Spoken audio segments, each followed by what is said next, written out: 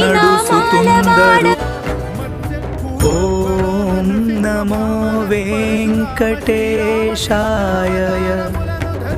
Om నడుసుతుందరు Venkateswara